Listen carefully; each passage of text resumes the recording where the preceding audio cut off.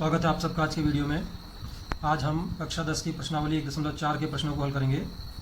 इससे पहले के वीडियो में हम यह पढ़ चुके हैं कि परिमेय संख्याओं के दशमलव प्रसार या तो शांत होते हैं या अशांत आवर्ती होते हैं। आइए एक बार फिर से हम समझते हैं कि किन संख्याओं का दशमलव प्रसार शांत होता है। यदि एक परिमेय संख्या p/q इस प्रकार है कि p तथा q सहअभाज्य हैं तथा q का अभाज्य गुणनखंडन 2 की घात m गुणा 5 की घात n के रूप का है, जहां m और n पूर्ण संख्याएं हैं, तो परिमेय संख्या का दशमलव प्रसार शांत होगा।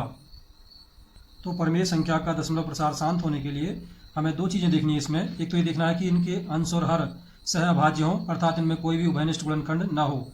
यदि कोई उभयनिष्ठ गुणनखंड है तो उसे पहले हम कैंसिल कर लेंगे, फिर q के अभाज्य गुणनखंड करेंगे। उन अभाज्य गुणनखंडों में केवल 2 और 5 के गुणनखंड होने चाहिए, जैसे 3/2 की घात 4 गुणा 5 की घात 2, तो यहाँ पर केवल 2 के गुणनखंड हैं और 5 के गुणनखंड हैं।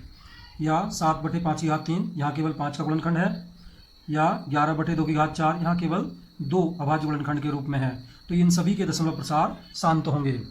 आइए अब हम देखते हैं किन संख्याओं के दशमलव प्रसार अशांत आवर्ती होंगे।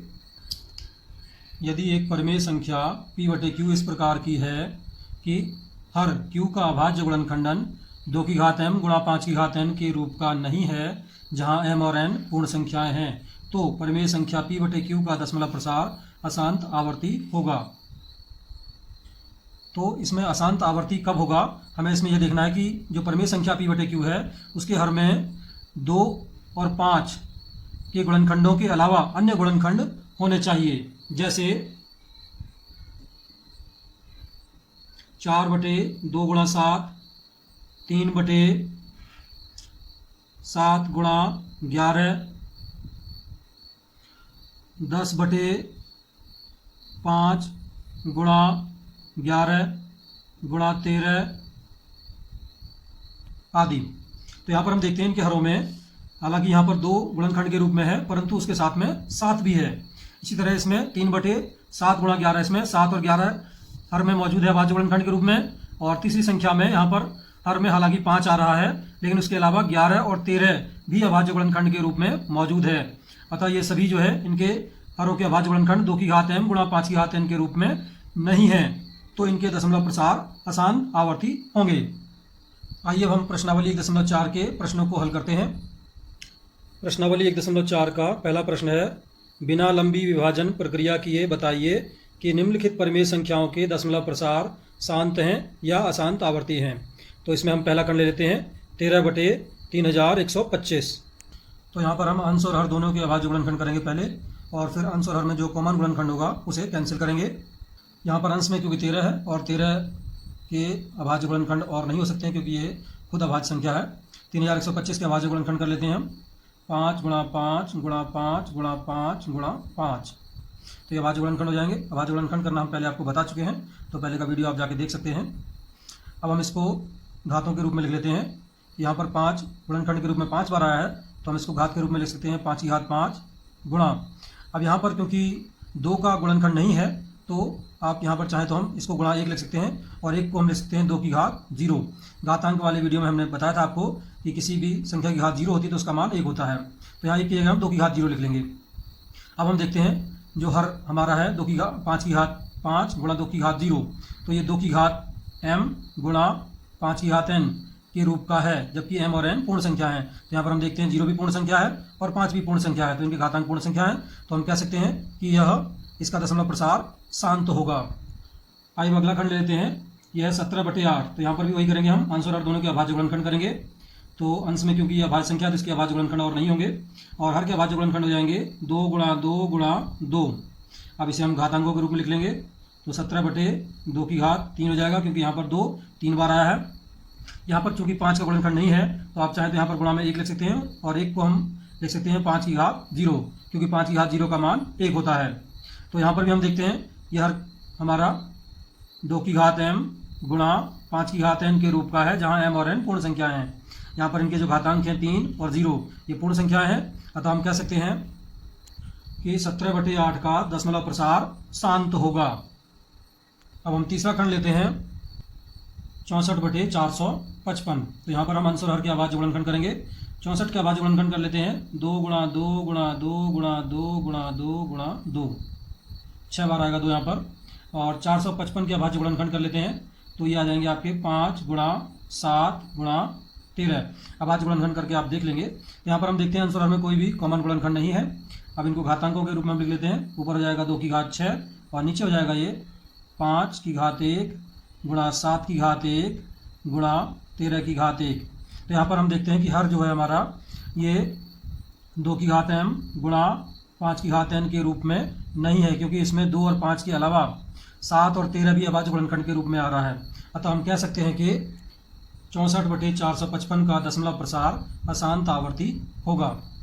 अब हम 8वां खंड ले लेते हैं, 6/15। तो अब देखते हैं इसका दशमलव प्रसार क्या होगा। तो सबसे पहले अंश और हर के अभाज्य गुणनखंड करेंगे हम। 6 के अभाज्य गुणनखंड होते हैं 2 गुणा 3। 15 के अभाज्य गुणनखंड होते हैं 5 गुणा 3। तो यहाँ पर हम देखते हैं अंश और हर में जो कॉमन गुणनखंड है 3, वो कैंसिल हो जाएगा। 3 से 3 कैंसिल हो गया। तो अब हमारे पास बचेगा ये 2/5। अब हर को हम घात के रूप में लिख लेते हैं। तो हो जाएगा 2/5 की घात 1। और यहाँ पर क्योंकि 2 में गुणनखंड के रूप में नहीं है, तो आप चाहें तो गुणा में 2 की घात 0 लिख सकते हैं इसको, क्योंकि यहाँ पर 5 गुणा 1 लिख सकते हैं और 1 को हम 2 की घात 0 लिख सकते हैं। तो यहाँ पर आप देखते हैं कि हर हमारा जो है वो 2 की घात m गुणा 5 की घात n के रूप का है, जबकि इनके घातांक m और n पूर्ण संख्याएं हैं। तो हम कह सकते हैं कि 6/15 का दशमलव प्रसार शांत होगा। इसी प्रकार से इसके अन्य खंडों को भी हल कर लेंगे। हमें इस केवल यह ध्यान रखना होता है, सबसे पहले अंश और हर दोनों के अभाज्य गुणनखंड करते हैं और अंश और हर में जो कॉमन गुणनखंड होता है उसे कैंसिल कर लेते हैं और फिर हर के अभाज्य गुणनखंडों को घातांक रूप में लिखते हैं। यदि वे 2 की घात m गुणा 5 की घात n के रूप में आ जाते हैं तो हम कहते हैं कि दशमलव प्रसार शांत होगा। यदि 2 की घात m गुणा 5 की घात n के रूप में नहीं लिखा जा सकता उनको, तो हम कहते हैं कि उनका दशमलव प्रसार अशांत आवर्ती होगा।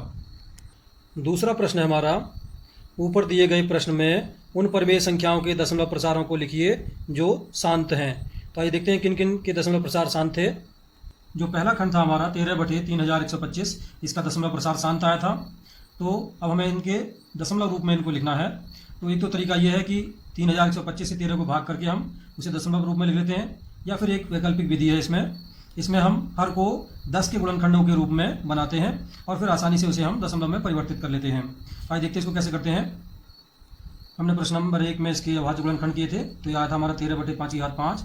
अब हम इसमें क्या करते हैं, यहाँ पर चूंकि गुणनखंड 5 है केवल, तो इसमें 5 के 5 गुणनखंड है, तो यहाँ पर 2 के भी 5 गुणनखंड होने चाहिए, तब हम इनकी गुणा करके 10 बना सकते हैं।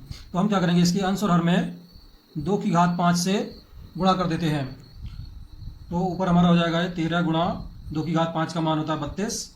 2 गुणा 2 गुणा 2 5 बार लिखेंगे और नीचे हो जाएगा हमारा ये, इसमें घातांक नियम हमने पढ़ा था, तो हो जाएगा 5 गुणा 2 की होल घात 5, क्योंकि दोनों के ऊपर घात समान है तो इन दोनों के आधारों की गुणा हो जाएगी, फिर घात लग जाती है। अब 13 से हम 32 में गुणा कर लेते हैं, तो ये हमें प्राप्त होगा 416 और बटे में आ जाएगा 5 से 2 में गुणा करेंगे तो 10 हो जाएगा 10 की घात 5। अब 10 की घात 5 से इसको भाग करना है। हम जानते हैं 10 की घात 5 का मतलब है 10 गुणा 10 गुणा 10 5 बार।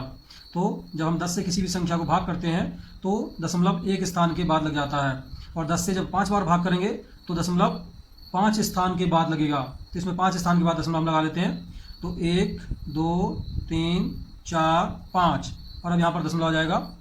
तो अब ये 5 अंकों के बाद दशमलव हमने लगा दिया और दशमलव के बाईं ओर कोई अंक नहीं, तो यहाँ पर भी आप 0 लिख सकते हैं। इस प्रकार हमें प्राप्त होता है 0.00416, ये इसका दशमलव प्रसार हो गया। अब इसका दूसरा खंड था हमारा 17/8, इसको भी हम गुणनखंड कर लेते हैं। 17 बटे नीचे था हमारा ये 2 की घात 3।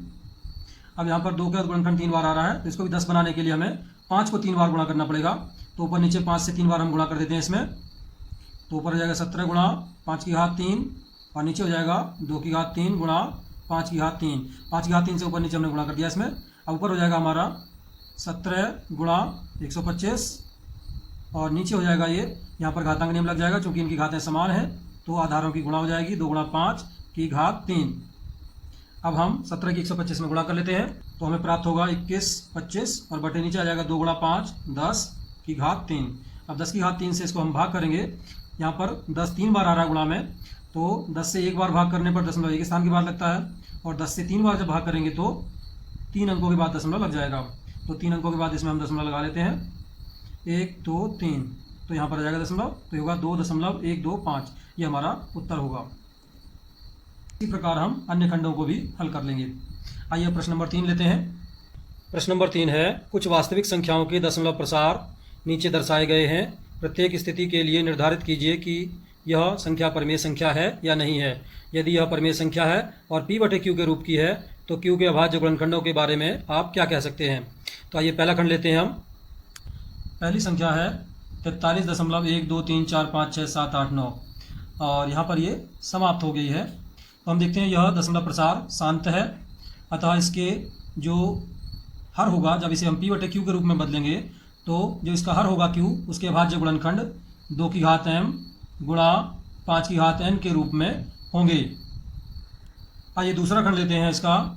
यह है 0.120120012000000 एंड सो ऑन। तो यहाँ पर हम देखते हैं कि दशमलव के दाईं ओर किसी भी अंक या अंक समूह की पुनरावृत्ति नहीं हो रही है, अर्थात इसका दशमलव प्रसार अशांत अनावर्ती है।